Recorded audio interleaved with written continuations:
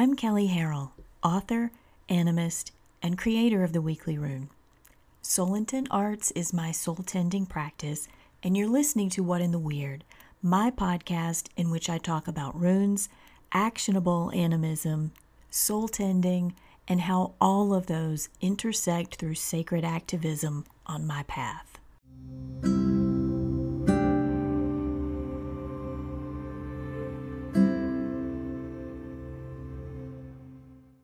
The Weekly Rune is out, and if you're not sure what it is, it's a runecast that I've done for years, focused on the runic calendar and the current half-month rune.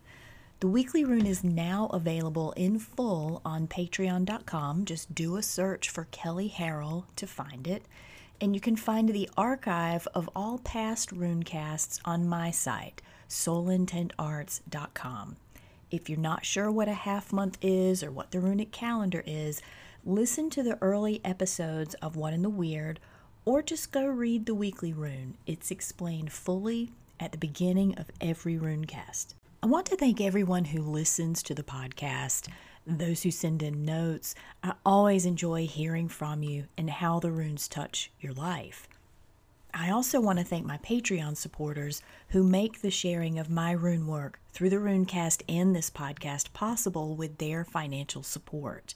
If you've benefited from the podcast, the runecast, or the ton of free articles on the runes, animism, and soul tending on my website, you can show your support through buying my books, which you can also find at my website, soulintentarts.com, by making a one-time contribution through PayPal, or contributing regularly through Patreon. Just go to patreon.com and search for Kelly Harrell, and you can also subscribe to the Weekly Rune there. And thank you for it.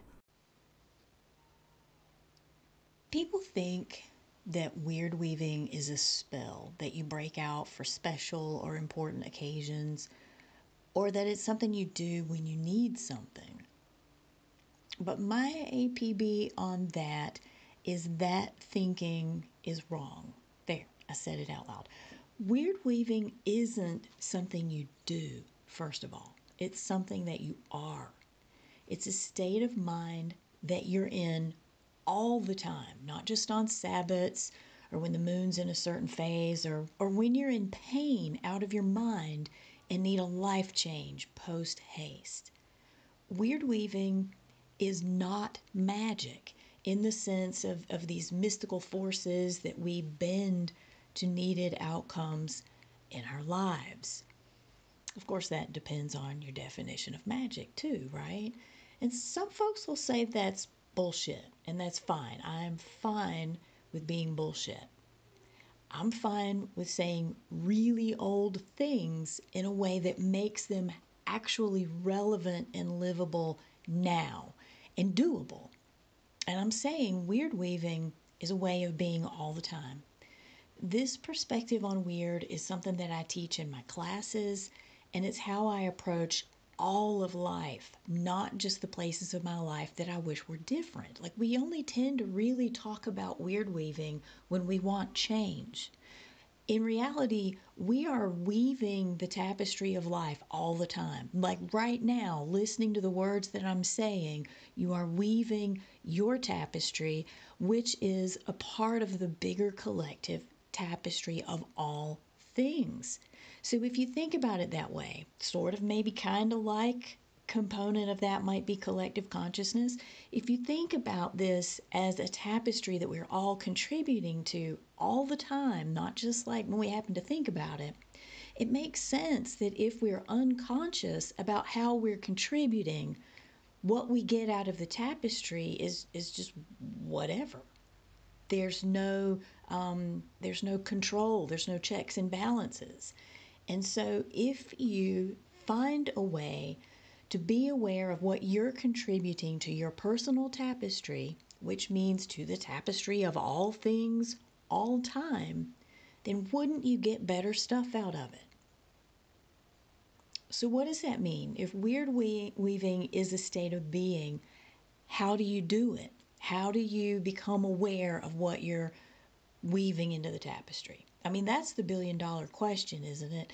And I can tell you, like, I can't tell you how you weave weird. Like, we all do it differently, and the techniques and the tools that we use will resonate differently. What works for me to get me in the space of weird weaving as a state of mind may not work for you. So, really, it comes down to experimentation and figuring out what works. And so, what I can tell you is what the pieces of it are. Like, I can tell you the pieces that you go find the tools that help you hold those pieces better, how to make those pieces overall more supportive in your life. And when you know that, you know how to engage them so that the things in your life that you can control, you connect with them in a way that's wanted, that in a way that makes lasting change in your life. And it sets up the people who come after you to be in a better position too. And what does that sound like to you? Like weird weaving. When I describe it that way, what does it sound like? It shouldn't be ringing a bell at this point. It sounds a lot like living an animistic life, right? It sounds like healing the things in your life that need attention, the shit that is banging your door down emotionally and psychologically. Do something about it. Don't just sit there and get used to the knocking on the door. Address the thing, the source dynamics that are creating the unrest in your life. These are the things that are stopping you from doing the things that you want. These are the things that they're ways of being that we have to let go of that hold us back. And some of these are personal and some of these are collective. They can be cultural dynamics that we have to begin working on a personal level, and then understand how that connects into the collective in a way that we work for that change for everybody, not just for ourselves. And when I talk about weird weaving that way, it sounds like making sure your ancestors are well so that their crap isn't spilling over into your life. The dynamics that aren't going your way may have nothing to do with you. They may completely be things that you inherited unconsciously. And weird weaving also sounds like walking your dead. Do the death walking that's necessary in your life, whether that's actual people, whether it's relationships that you haven't really let go of, whether it's aspects of self that you haven't really let go of. Make sure it all moves on okay. And especially in the case of loved ones or people in positions of power that influence you at their death, make sure those people are death walked properly so that no new intergenerational crap is created. And my description of weird weaving sounds like knowing that you are divine. Not intellectually, like walking around, I'm so divine, but being capable of living every minute with the awareness of your divinity. Not just when you're in some sacred space or when you're doing a ritual, but when you're brushing your teeth and eating lunch and going to work. Really feeling and living your divineness, your divinity out loud through everything that you do. Weird weaving also sounds like staying on the cutting edge of growth and personal development that's needed for you. And I don't necessarily mean take yoga, eat turmeric, and sing to your crystals. If that stuff is part of it for you, by all means. I mean, do the things, engage the rituals that keep you authentically aware of your needs and in touch with how to fulfill them. I mean, heal your shadows. Continue tending the inner scapes of yourself. It's not one and done. This is a tending thing. And when those internal aspects of yourself are well, your ability to be in relationship with the outer scapes is limitless. And if that wasn't enough, if those components of weird weaving weren't enough to give you an idea of what I'm talking about here, it's ultimately about knowing what you can affect. And everything in this list above, except for maybe some of the big circumstantial, collective, cultural dynamics, all of these, with rare exception, are things that you can affect. I mean, seriously, be honest with yourself about your limitations and not beating up yourself about them or being resentful about what limitations in your life look like. Know what they are, respect them, and then create outside them. All of that requires daily attention. Not one aspect of it is like you just sit here and feel special at sunrise. It is a way that you are all the time. It's how you hold your awareness all the time. Does that mean everything gets perfect? You're a perfect being, you get everything you want? No, because of that one last little piece, the things that you can't control. And that means that a huge amount of Wyrdweaving is not so much on creating, but responding.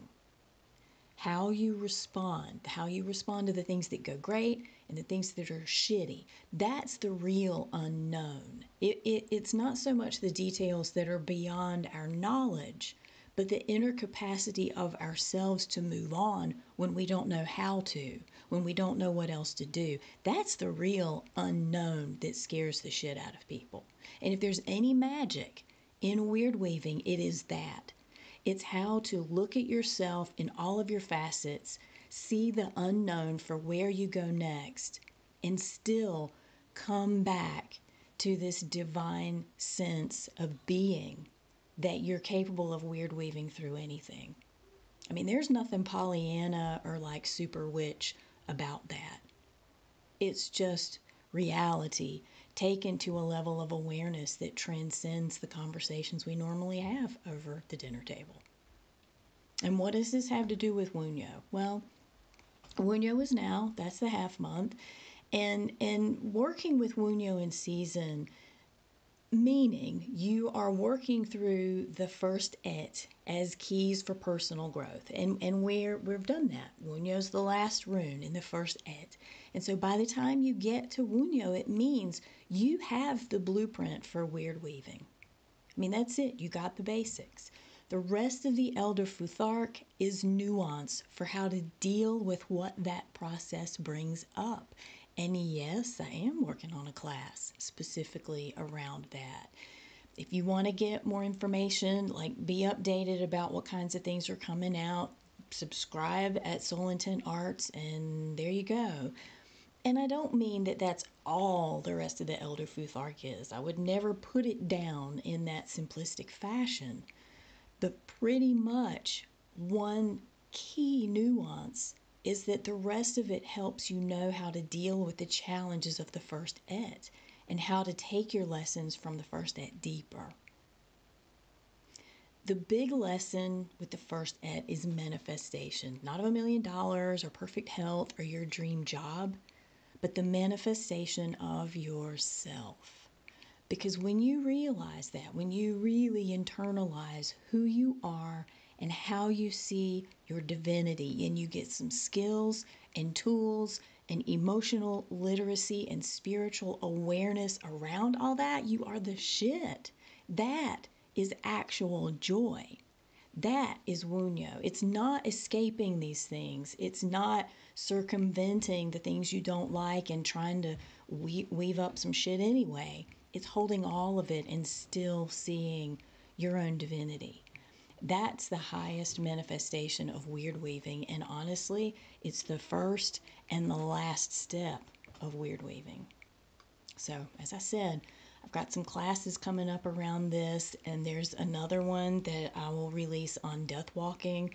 So if you want to know when those come out, subscribe to the updates through my website, soulintentarts.com.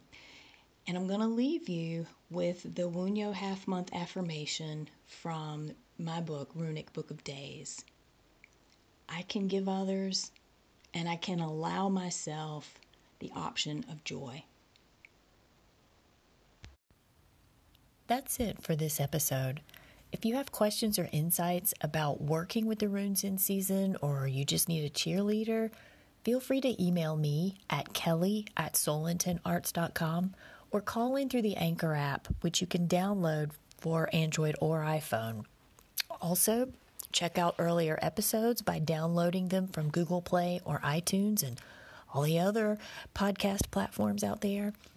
If you get a chance, check out Everyday Animism, which is a podcast that I co-host with a couple of other lovely ladies, also on Anchor. And other podcasts you might enjoy are Around Grandfather Fire, hosted by James Stovall and Sarah Odinson, and also Why Shamanism Now, hosted by Christina Pratt. You can learn more about me and my work by visiting soulintentarts.com or on Instagram at Kelly Soul Arts. I'm Kelly, and this has been What in the Weird.